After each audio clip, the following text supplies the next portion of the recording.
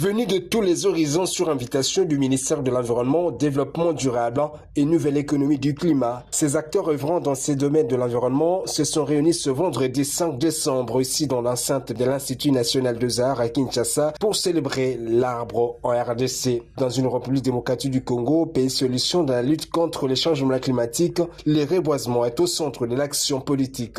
Pour ce faire, c'est le challenge du Fonds forestier national qui n'attend pas lésiné sur le moyen pour appliquer cette politique du chef de l'État Félix-Antoine Tshisekedi.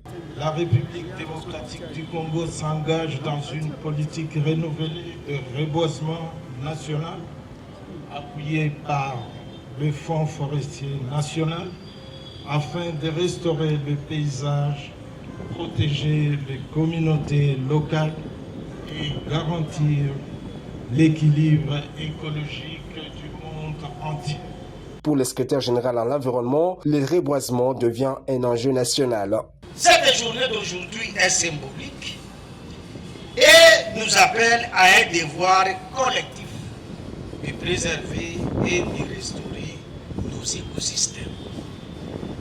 Je félicite tous les acteurs publics qui sont ici, que ce soit privés, communautaires et partenaires techniques et financiers, de s'impliquer dans les actions et planter des arbres.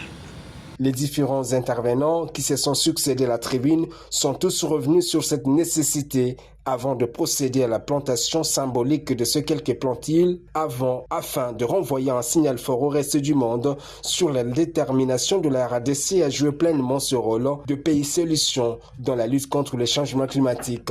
Deuxième poumon écologique de la planète après l'Amazonie, la RDC éprouve pourtant d'énormes difficultés pour la préservation de ce forêt. Le Fonds forestier national assure pour ce faire le financement des opérations de reboisement, d'aménagement forestier et de toute opération de nature à contribuer à la reconstruction du capital forestier de la RDC ainsi que les missions de contrôle et de suivi de réalisation des dites opérations.